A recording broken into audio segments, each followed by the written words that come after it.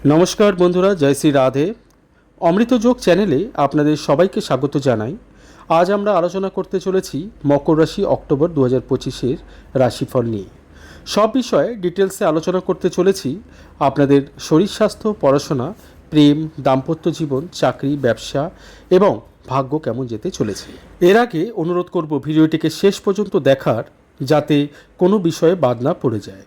এবারে জেনে নিই অক্টোবর 2025-এ নবগ্রহের প্লেসমেন্ট কেমন যেতে চলেছে, কোন গ্রহ কোথায় প্রবেশ করবেন এবং আপনাদের জীবনে এর কিরূপ প্রভাব পড়তে চলেছে। বন্ধুরা, এই আলোচনা জন্মরাশি চন্দ্ররাশির উপর আধারিত। দেখুন, দশম রাশি হলো মকর রাশি এবং রাশির অধিপতি হলেন শনি গ্রহ, যিনি বর্তমানে আপনাদের তৃতীয় ঘরে রয়েছেন এবং দ্বিতীয় ঘরে রয়েছেন রাহু।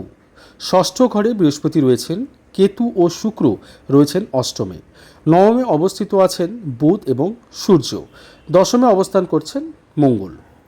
সবার আগে আলোচনা করা যাক এই মাসে আপনাদের স্বাস্থ্য কেমন থাকবে। রাশির অধিপতি সূর্য তৃতীয় রয়েছেন এবং সেখানে সূর্য এবং বুধের সপ্তম দৃষ্টি পড়ছে।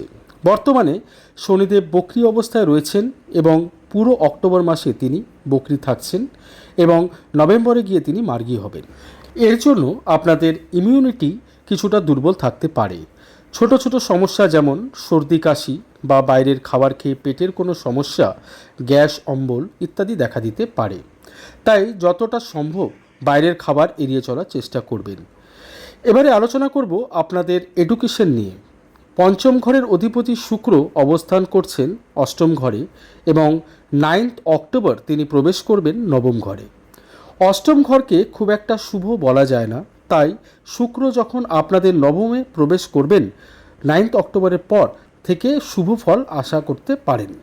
কোথাও নতুন অ্যাডমিশন নেওয়ার থাকলে চেষ্টা করবেন 9 অক্টোবরের পরে।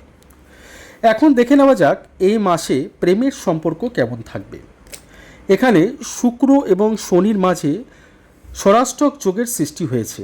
এতে কোনো কারণ ছাড়াই ঝগড়া, অশান্তি বা মনোমালিন্যের সৃষ্টি হতে পারে বা দুজনের মধ্যে কথাবার্তা বন্ধ থাকতে পারে।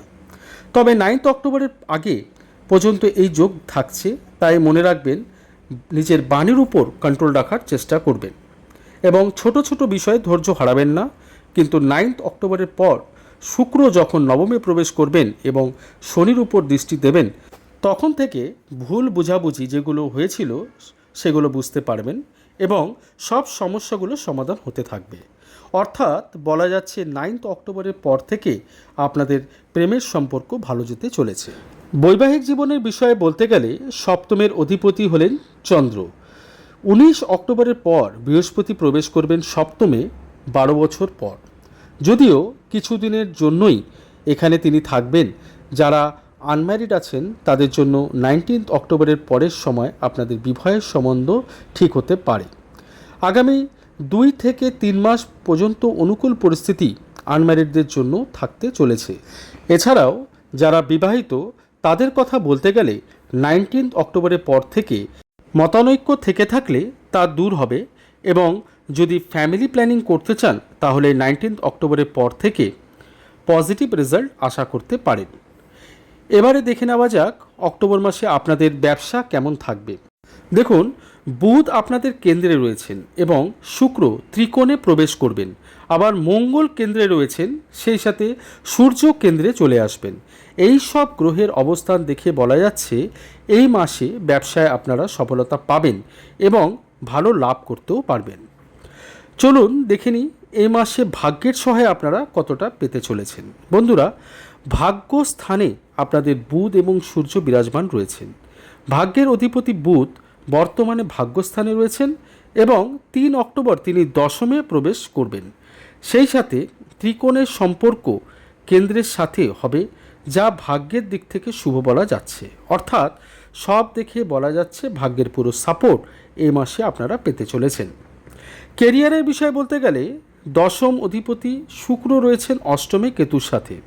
এই অবস্থান খুব একটা ভালো হয় না, এতে কনফিউশন সৃষ্টি হয়, সেই সাথে বলতে গেলে কর্মে অলসতার সৃষ্টি করে। কিন্তু 9 অক্টোবরের পর যখন শুক্র নবমে প্রবেশ করবেন তখন থেকে আপনাদের কর্মক্ষেত্রে পথ প্রশস্ত হতে শুরু করবে, যদিও মঙ্গল থাকবেন দশমে 27 অক্টোবর পর্যন্ত, এতে আপনাদের অ্যাগ্রেশনের উপর কিছুটা নিয়ন্ত্রণ করার প্রয়োজন আছে।